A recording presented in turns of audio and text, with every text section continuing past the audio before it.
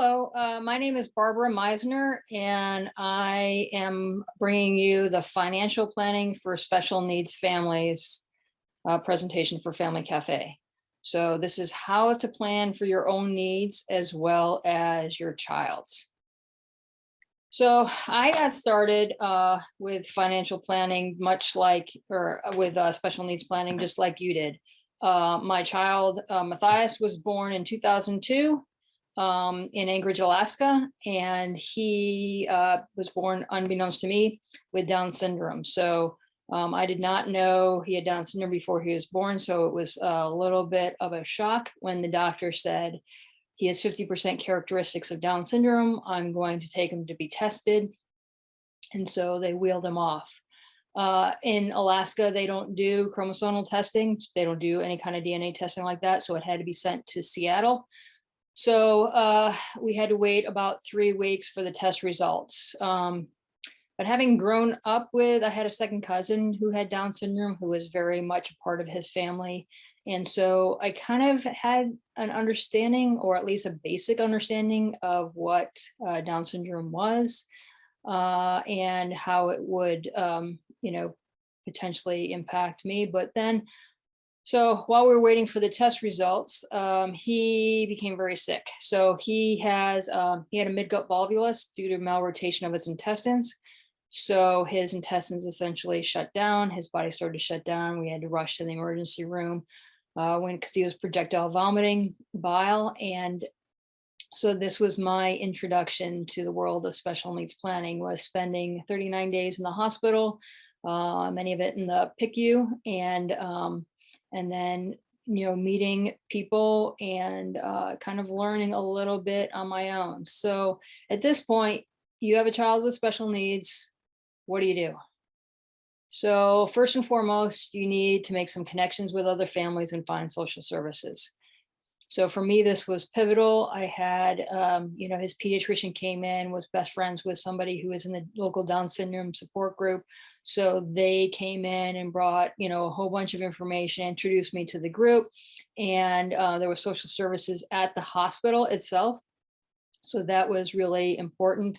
At this point, you need to call a friend. You need to grieve the loss of the previous dream and learn the roadmap of your new dream.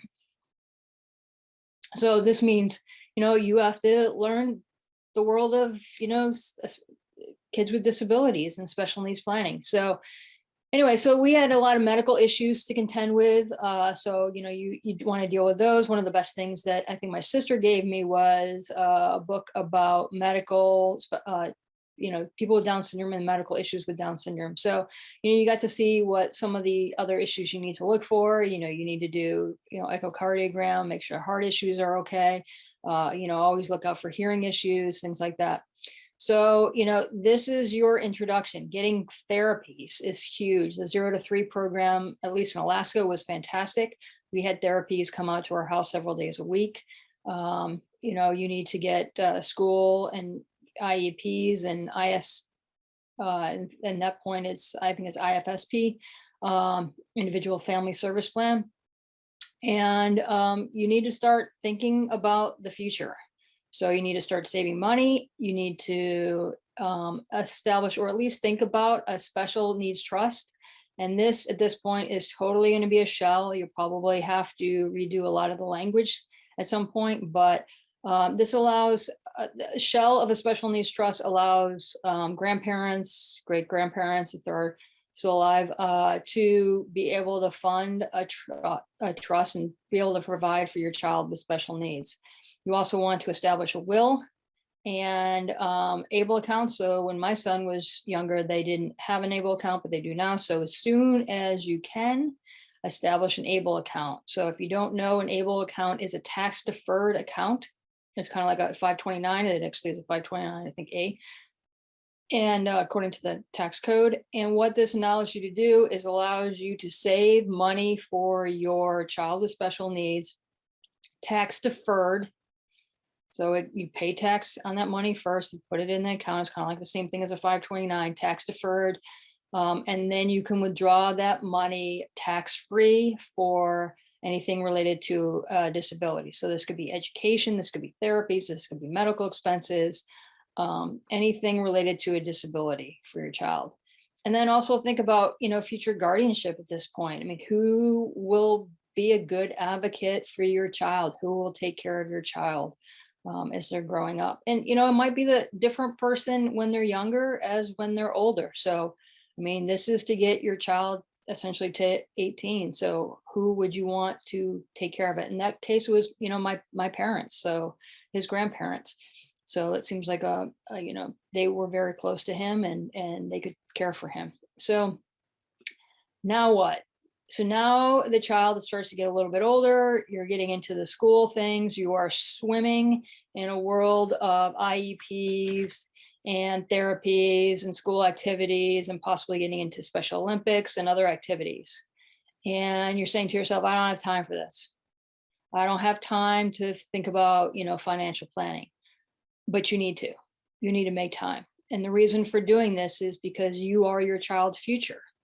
So you need to plan for your and your child's future, and there's less worry then for you if you have and that you have a plan in place for your child.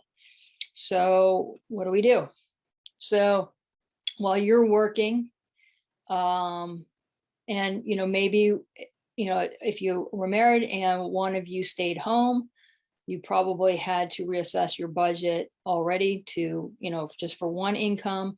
But if the two of you are still both working, you need to think about saving for the future. If you are a single parent, this is especially important. So saving for the future, what does that entail? That entails establishing an ABLE account, as we said earlier. If you haven't done it by this point, while your child is in school, you really need to do it. It is one of the best things that you can do and provide for your child. The state of Florida does not have a Medicaid payback program. So monies that are left over in it they do not have to go to Medicaid first. You can assign a beneficiary for that money if you need to. I think it's $100,000. If you have more than $100,000 in the account, then you potentially lose Social Security benefits. So you need to be aware of that.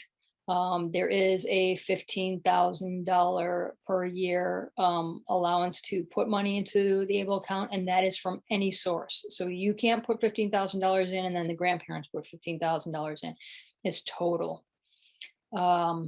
So at this point too, you also want to have some estate planning documents.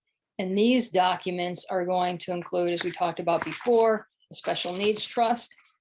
And at this point, you're going to want to have an idea of how you're going to fund the special needs trust, because lawyers have to put in special language if it's going to be funded from an IRA or a retirement savings account versus life insurance. So, and you need to think about how you're going to use that special needs trust too. Are you going to try and fund it while you're still alive, or are you going to fund it at your passing? So those are things that you need to start thinking about and how you're going to allocate money to it. So again, ABLE account number one, absolutely want to have that as a great tool in your toolbox. The estate planning documents have an idea of who is going to be serving as trustee while you're alive, if you're going to fund it while you're alive, and then who is going to be serving as trustee once you pass, and how you're going to fund the trust. So you can give that information to the estate attorney.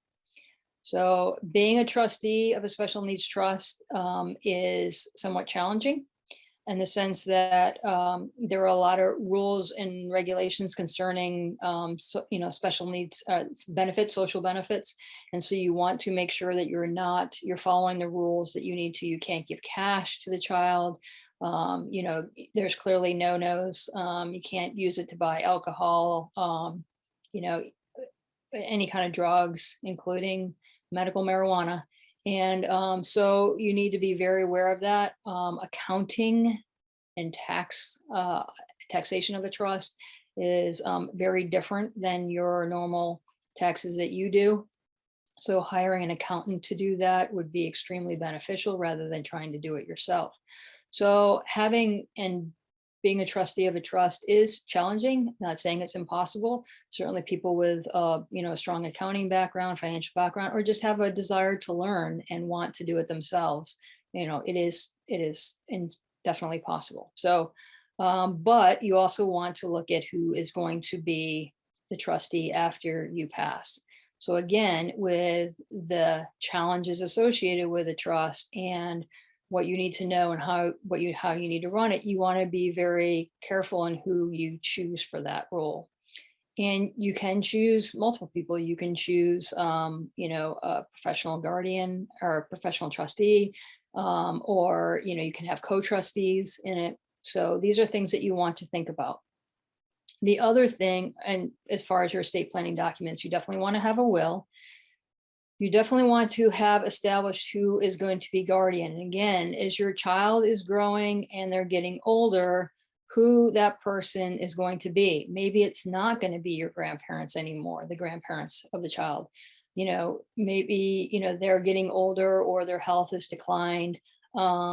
But you want to choose somebody who's really going to advocate for your child, who's going to um, you know, uh, be able to protect your child and be able to provide your child with a good life. So choose, you don't have to overthink it too much, but I mean, there's certainly people in your life that would be fantastic as a guardian.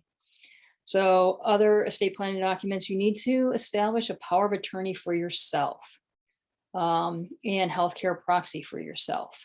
So if something were to happen to you, say, God forbid, you were in a car accident, who is going to, and if your child is older, who is going to take care of your child? If your child's already 18 and you're a payee representative for Social Security, who is going to take that on? Things like that. So you need to identify, who's going to take care of you and make decisions for you. And those decisions for you often come into play for your child as well. So those are your estate planning documents. And then other thing that you really need to look at that we generally are very poor at, I mean, we as a whole, as a society, are beneficiary designations. So think about everything that you have that should have a beneficiary designation: your checking account, savings account, any kind of brokerage account, any kind of retirement account. If you have life insurance from your employer, or group disability insurance through your employer, but mostly life insurance, who is the beneficiary designated on that? So when you initially sign up, if you're initially employed at some place, you have to sign all those beneficiary designations. Well, I'm sure they've changed significantly since the time that you started working there. So you want to check all of those and make sure that you're not leaving money directly to your child. So again, if you're married, it's probably going to be your spouse that you're doing that to, but you want to make sure that your spouse, then, that you guys are working together to make sure that the child with a disability is not getting those direct benefits. If you are a single parent, this is especially important. That you need to make sure that you have either designated a trust as the beneficiary, and if that is not possible, then you have to designate somebody else as a person for those benefits. Also, at this point, you want to look at your, retirement benefits as well and see what those look like. So if you have an employer-sponsored pension plan, does that pension allow you to leave money to a trust? Most do not. But if you can leave that money to a trust, what are the terms and conditions of that? So look at those beneficiary designations as well. And then also a risk analysis. So what this means is you're looking at all your insurance. So you want to look at life insurance needs, because again, you're saving. So your income is not only for your present, but it's for your future. So if something happens to you, you want to make sure that your child with the disability and your family as a whole is provided for. So what does that mean? Do you need term insurance and just designate for a certain period of time that you want insurance? And then after that time, you think you've accumulated other savings and that you're okay and don't need the insurance. Term insurance is definitely cheaper. Permanent insurance will be whole insurance, universal or variable, universal life. And that can get very expensive. So, you want to look at, especially if you're married, doing a second to die policy and getting permanent insurance. If you're single, then you need to look at whether you can afford whole life insurance or whether it'd be more worthwhile to do a term insurance policy. So other things that you want to look at are disability insurance. Again, your income is what is providing for your family. So if you have a disability, how is that going to impact your family and especially the future of your child with special needs? So having long-term disability insurance is going to be key, especially again, if you're single, because you're the one, or you have only one income source in your household. So you want to make sure that you have long-term disability in case something does happen to you. And then as you get older, getting into your 50s, possibly into your early 60s, but definitely once you get into your 50s, you want to look at long-term care insurance. And again, this is another thing that's very expensive. They do have some hybrid policies that are long-term care and life insurance that you can look at as well.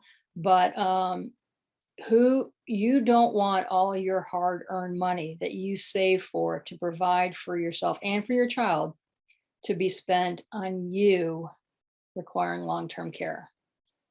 So if you need 3 to 4 years in assisted living or a skilled nursing facility, Medicare does not pay for that. So who's going to pay for that? But it's going to come out of your savings.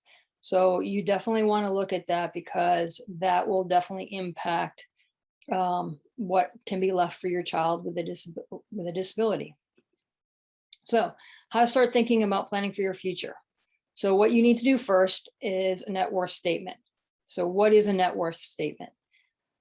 So that basically tells you where you're at, how much money you have, how much assets you have. So you look at all your assets. So your assets are things like your checking account, your savings account, if you have any kind of brokerage account, if you have any kind of savings bonds, what you have, say, for retirement, what the value of your home is, what the value of your cars are, anything that you have, any kind of personal effects, if you have any collectibles, if you collected baseball cards way back when and you have a Ted Williams rookie card that's worth, a lot of money, well, then that would be an asset. Okay. Your liabilities are going to be your debts. So credit card debts that you don't pay off each month, your mortgage debt, how much you owe for your house. Other things are car loans, any kind of student loans that you might still have. So those things are things that you owe, those are your liabilities. And basically a net worth statement takes the assets, subtracts the liabilities, and hopefully that's a positive number, and that becomes your net worth. So, and that's used to determine what you have available to you so that when you look at future savings needs, you take the assets that you have and you can say, well, I already have, X amount of money. I don't need to save for that. I have that much money already. So the next thing that you want to do is a cash flow. And a cash flow can also lead into a budget, but a cash flow is essentially how you spend your money. What do you bring in each month or each year? You probably do it monthly and then bring it together and make it a year. And so everything that you comes in, so your income is going to be how much you get paid. Other income that you have, so say you have savings accounts or brokerage accounts, how much interest you make each year. If you get dividends on stock, that dividend interest or dividends that you make. So that is going to be your income. And then your expenses are everything that goes out. So this involves food, clothing, how much your house costs, your car expenses, your cable bills, your cell phone bills, your internet bills, um, other things that you have. If you have, pets, pet care, if you have pool care, um, anything that you spend money on.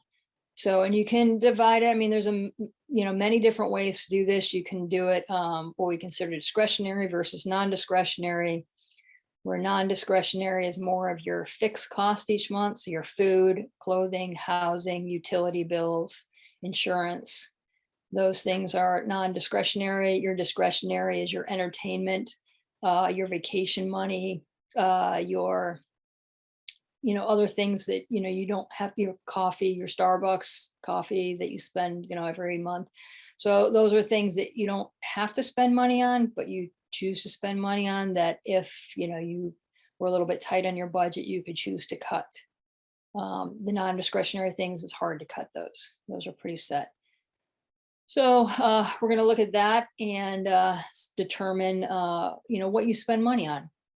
And then your retirement options. So then we need to look at, and let me backtrack a minute. So the cash flow statement, what the purpose of that is determine how much money you're spending now, how much money you need to have for the future based on your spending now, or what your spending is projected to be in the future being retirement. And then also how much money you spend on your child with a disability. So that child, especially as they get older, they're going to have their own individual expenses. So you're going to want to track those, because you need to know how much you're going to spend that child needs in order to know how much to save for that child and how to save for that child. So retirement options. So these come into when you're going to retire and the factors that help determine the best time. So one of the things that you want to look at is when to take Social Security, when to retire because you're getting employer-based health care for your child with a disability, and to not have employee-based health care, your child will have to go into Medicaid. So with a child, if a child has had a disability by the age of 22, when you retire, your child is eligible to collect Social Security based on your work record. And that's called a disabled adult child. So along with that, they can also, 24 months after you retire and they start collecting as a disabled adult child, they can qualify for Medicare. 24 months after they qualify for Medicare. There's 24-month wait period. So that's huge. So much better. Medicare is much better than Medicaid. So what you want to do, if you have, two people in your house, two retirees, potential retirees, one either has been staying home or works part-time or does not provide employer-based health care, maybe that person should retire a little bit earlier. And then the child with a disability can get Medicare 2 years after that. And then the person that is providing the employer-based health care can retire after that 2 years. And so then the transition becomes very easy for the child with a disability. Child's already on Medicare. They lose the employer-based health care. They go into Medicare, seamless. So those are things that you want to look at. There are, I won't say a ton, but there are several online Social Security programs that will look at not so much the Medicare aspect of it, but they will look at when is the optimum time for you to take Social Security benefits. So as an individual, it would probably benefit to wait as long as possible. But with a child, knowing that they're going to get disabled adult child benefits and Medicare, it might behoove you to retire earlier. Maybe not 62, but closer to normal retirement age.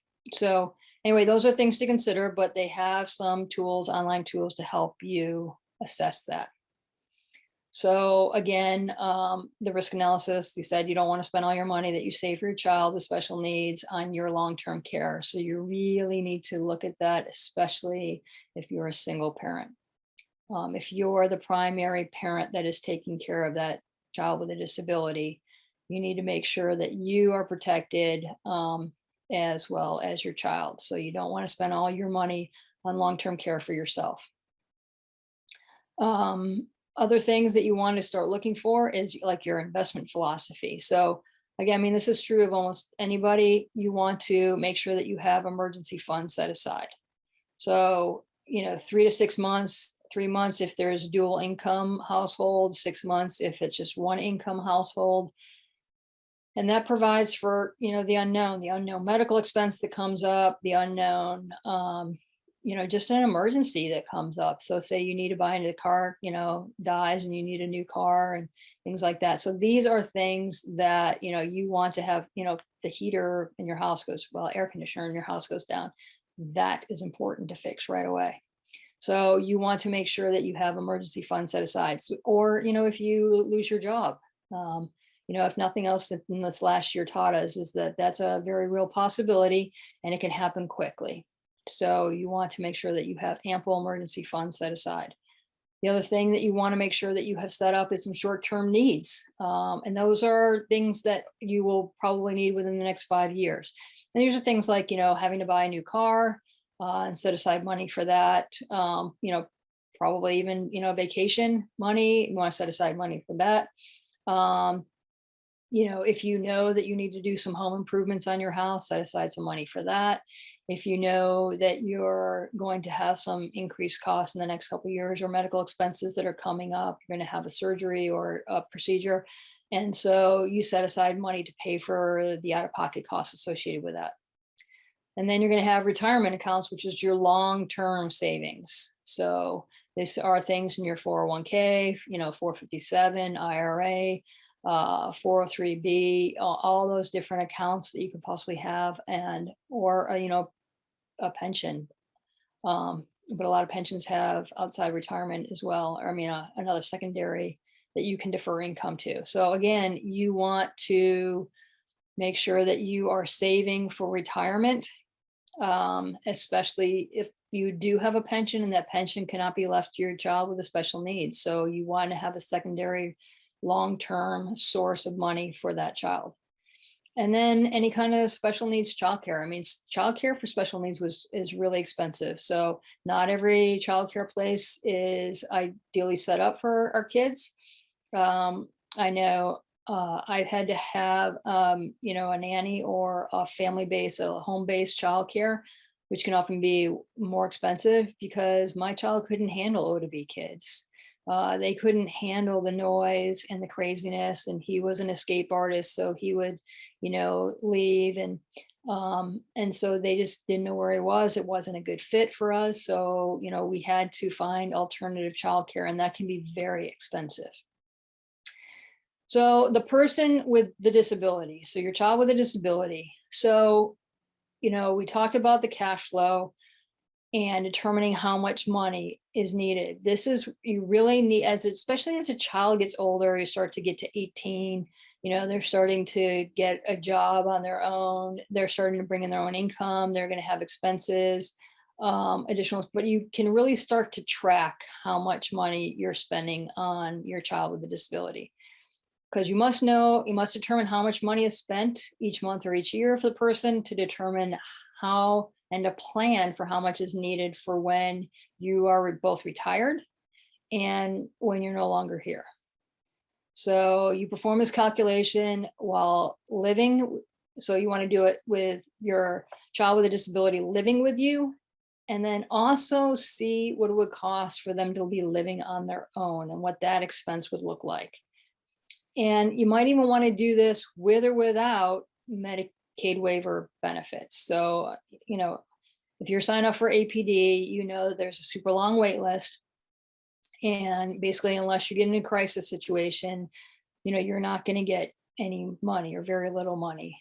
So you need to calculate this both if you did get Medicaid waiver money and without Medicaid waiver money, with your child living at home, and then your child living on their own, and see what that looks like. So you're going to break this down into living expenses, medical expenses, recreation expenses, education expenses, work expenses, and if there's anything else that you can think of. So how this is going to look is you're going to, I mean, this is just a simple spreadsheet. You can do this any way you want to do it. But your child with the disability expenses, and I just did expenses. I didn't put their income at this point, but you'll want to have a separate category for how much they're bringing in, so you can subtract that from their expenses. But this is their expenses each month. So this is what the housing is. If they're living at home, you might want to split up the number of people living in the home and divide it out that way. If there's 3 people living in the household, 1/3 of it is their expense. If there's 2 people living in the house, half of that is their expense. Furniture you can do the same way, or you can just say, well, what would it cost to furnish a small apartment? Or, what would they need if they lived in a group home?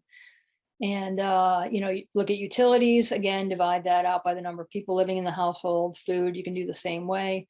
If they have a special diet, and, you can, kind of separate that out and figure out how much you spend each month on their food, clothing, their personal care. Personal care is going to be haircuts, anything else that they need anything. Laundry, assuming that they don't have laundry facilities, or if they have to get dressed up and they need to go to a dry cleaner, something like that, what is that expense going to look like? Transportation is going to be huge, and it's going to be on many of these. So, I mean, transportation just for your general living expenses, how to get to the grocery store, how to get here and there. If they don't drive, that's going to be a significant expense. So other things, your TV, cable, internet. Your medical expenses are going to include cost of medical insurance, whether they have Medicaid that you have to pay a little bit out of pocket, whether they're on, employer-based healthcare plan, whether they're on Medicare, there's an out-of-pocket cost associated with that. So, and then any kind of other out-of-pocket expenses you have for medical expenses throughout the year.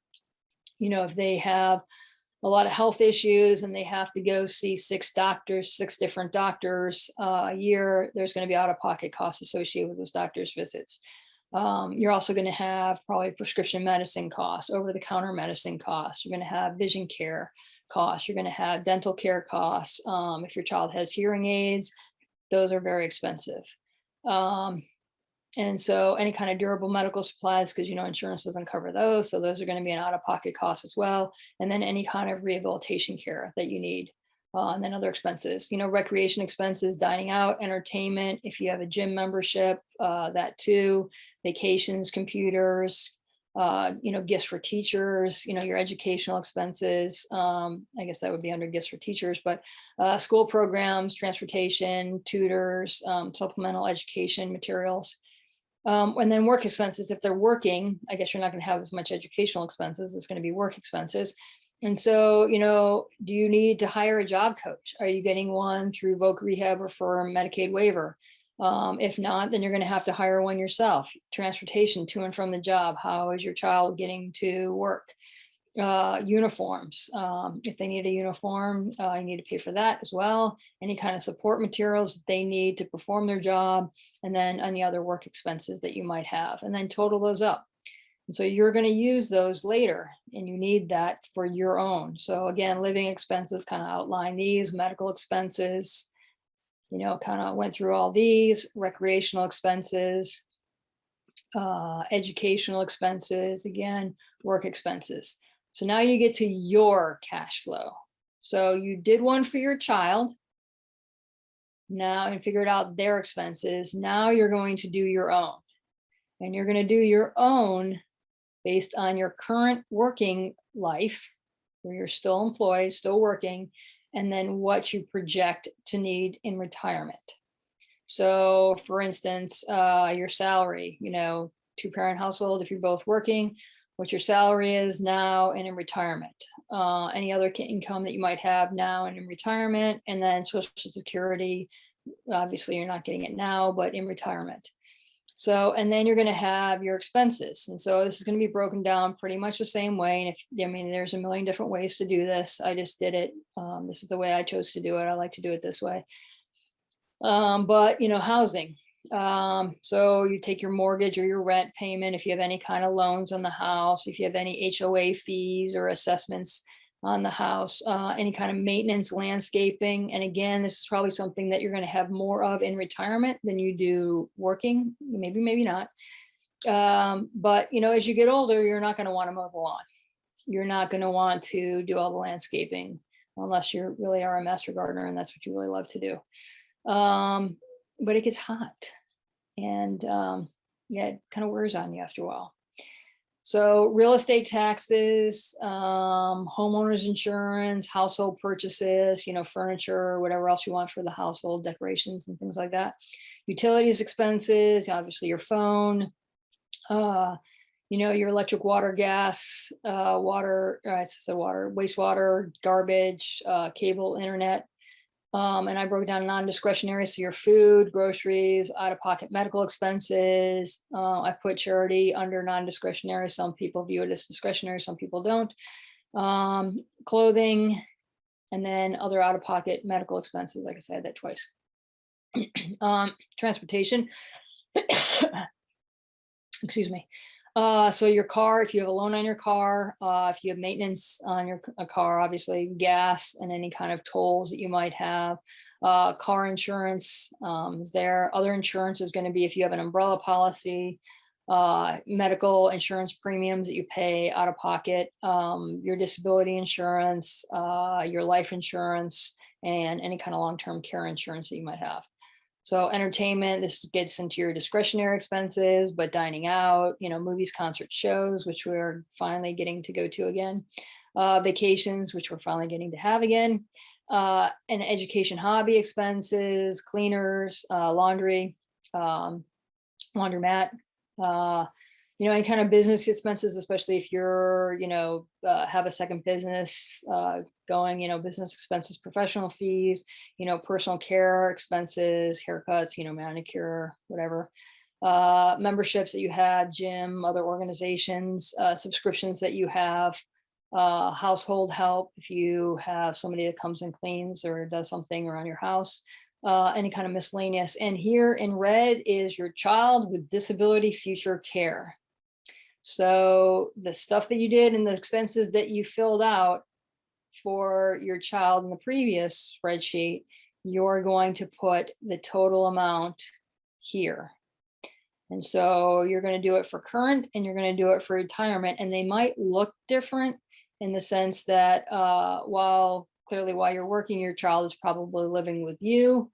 Once you get into retirement, if you move someplace, your child may or may not live with you. Your child may choose to live in a group home or want to get an apartment or something of that nature. And so they might indeed not be living with you. So those expenses might change. So monthly savings that you have, your emergency fund savings, retirement savings, other savings that you have, taxes that you pay, and then the total. And hopefully there is a surplus each month. Rather than a deficit. But if there is a deficit, you need to know that. And then we get into some sort of budgeting that we need to start looking at.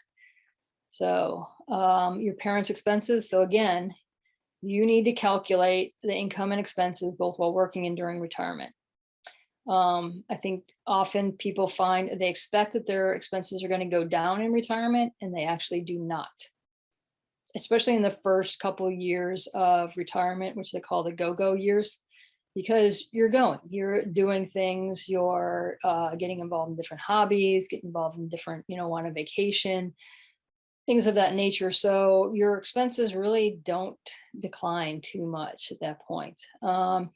So again, the parents' cash flow will incorporate the person with a disability's expected expenses so that you know what you need to provide for your child. You need to have this amount to determine how much to save for retirement and how much the person with disability will need after you are gone. So again, this gets into planning for the future. So how do you fund the future? So what source of income are you going to use for this? So if you have a defined benefit plan, pension plan, can it be left to your child with a disability? A lot of them have to leave it to a person and not property. Trust is considered property. Some will only allow a spouse or a person, a certain, 10 years or so younger, if not a spouse. So that would not be your child with a disability. So if you do qualify for a pension and your child isn't eligible for it, then what are you going to do? So that's where you need other retirement accounts. And look at traditional IRAs. Roth IRAs are great for this. 401ks, 457, 403bs, any of that where the beneficiary can be a special needs trust. The trust needs to be set up as a see-through accumulation trust. So again, your special needs trust that you set up as a shell when your child was younger will need to be looked at every few years. There have been legislative changes, and then there are just changes to what your child might potentially need, who you view as a potential trustee, and how you're going to fund it, which affects the wording and the language that is used in the trust. So Secure Act passed at the end of 2019, and that allows for, so it got rid of the stretch benefit for IRAs for anybody except an eligible designated beneficiary. So who is an eligible designated beneficiary? Your spouse, somebody not more than 10 years younger than you, a minor child until they become the age of majority, and then they have to take the 10-year rule, and a person with a chronic health condition or a person with a disability. And so then they are, as an eligible designated beneficiary, they are allowed to stretch their benefits for their lifetime. They are not required to spend all that money in 10 years. So traditionally, prior to the Secure Act, there was a general view that you should fund special needs trusts with life insurance and then give your disabled children your retirement accounts because they could stretch it over a lifetime. And they were a little bit more challenging to put into a trust.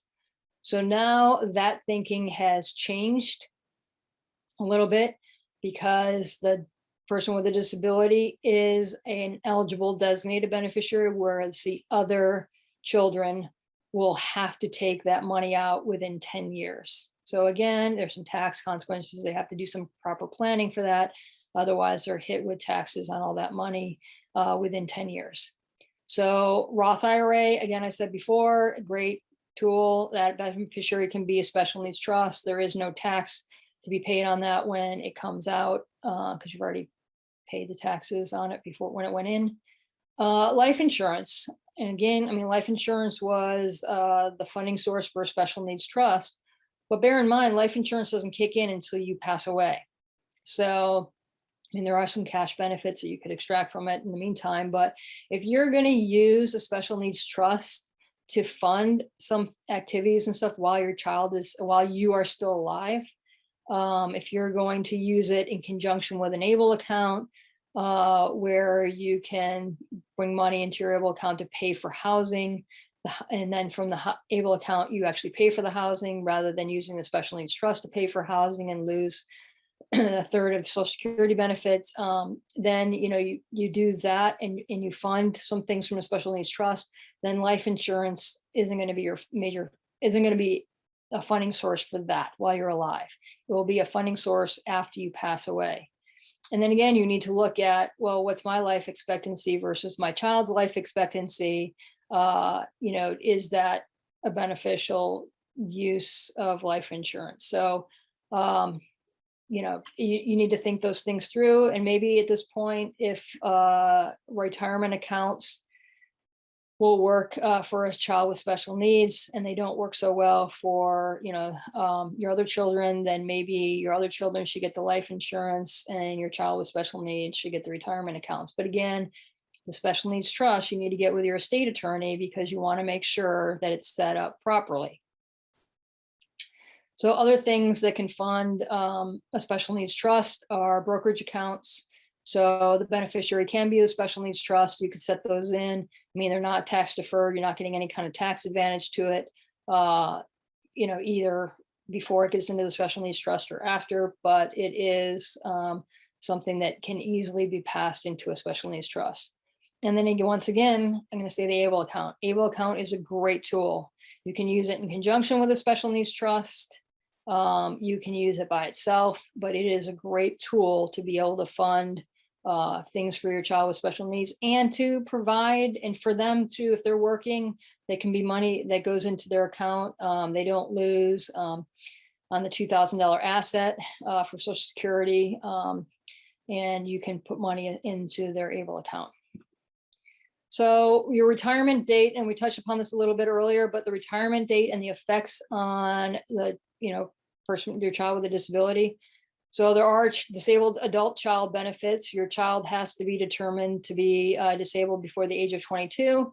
They can never have earned more than the allotted amount that is specified for, not being able to earn a regular wage and stuff. So that needs to be considered as well. If they've made too much money, they will disqualify as a disabled adult child. If they weren't declared a child with a disability by the age of 22, that also impacts things. So, but what it does provide, a disabled adult child benefit provides for Medicare benefits 24 months after you retire. That is huge. So you retire, your child can also get Medicare. Social Security calculators we discussed earlier, online calculators will help determine the optimum timing and payouts for Social Security.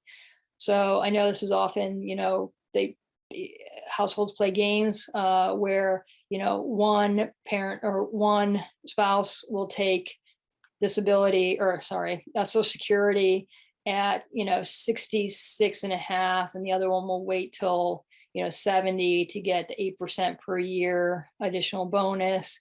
And then the idea being that, when the person dies, then the other spouse who had the lower amount initially will get, 3/4 or 2/3 of the higher amount, upon death. And so, they come out ahead. Or so there's, all these, I guess, games you play, but basically what you want to look at is what is going to be the optimum timing and payout for this, and knowing that your child is going to get Medicare benefits too. So again, the child with disability is eligible for 50% of the parent's full retirement age benefits when the parent retires.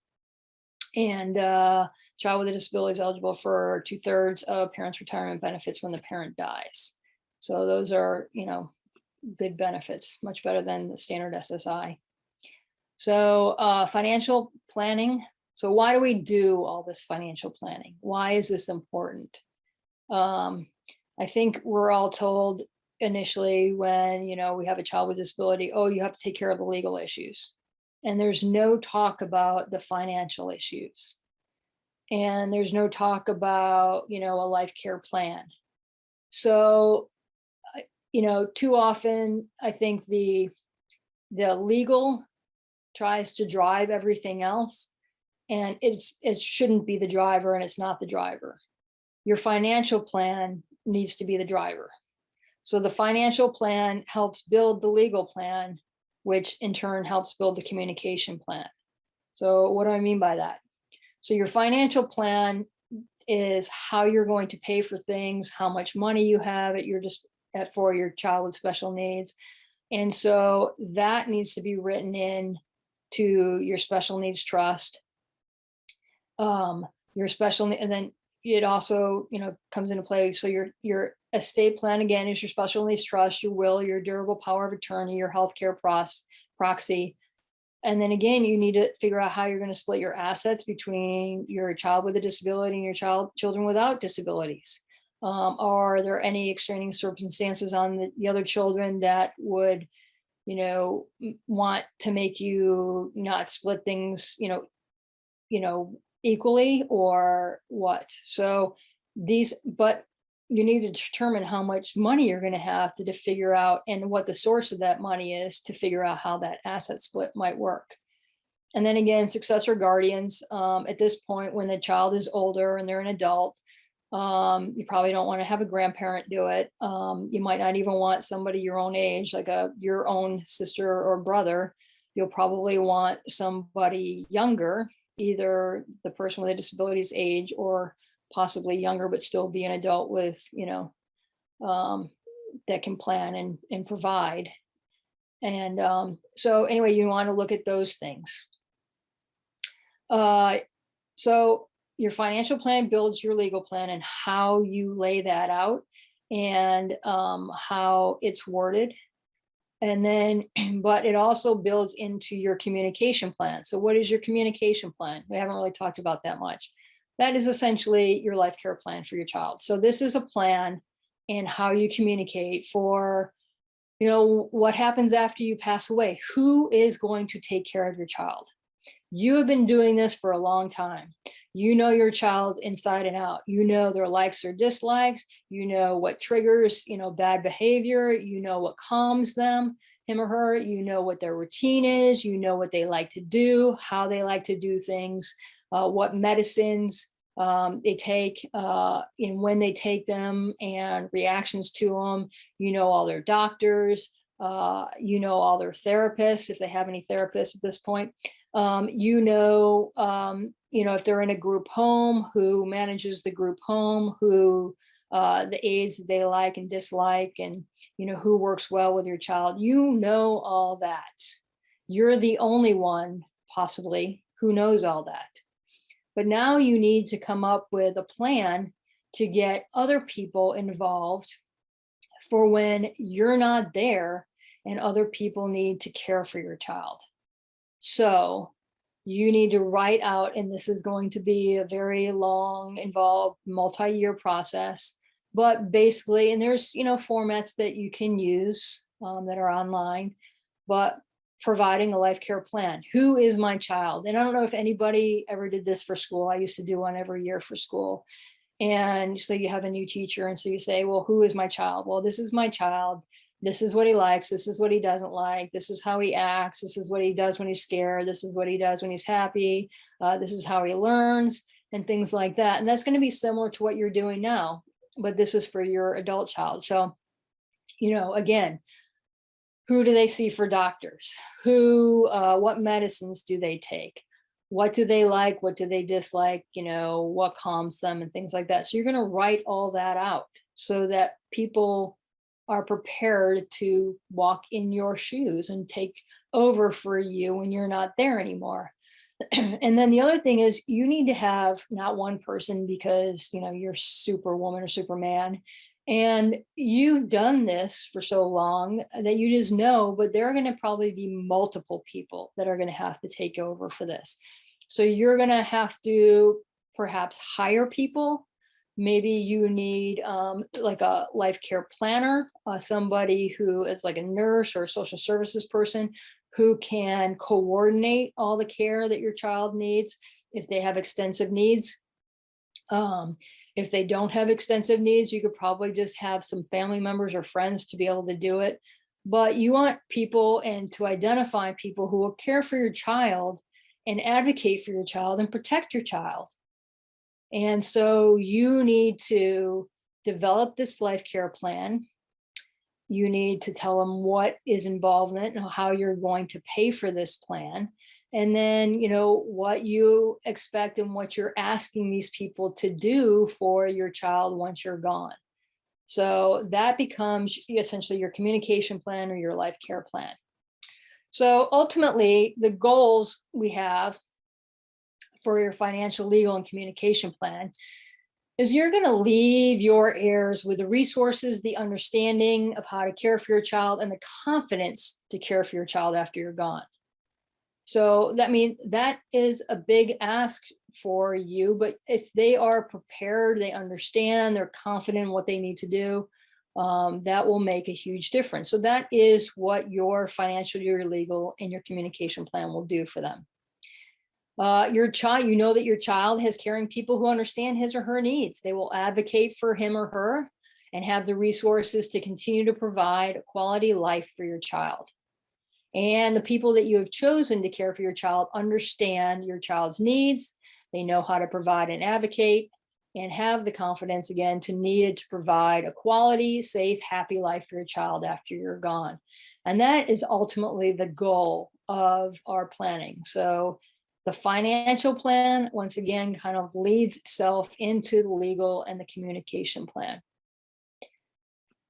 So again, my name is Barbara Meisner, and I am a parent with a child with special needs, but I am also, um, working on being a financial planner too. So I understood from, going through my own process of doing this, what is entailed and the need to help other families.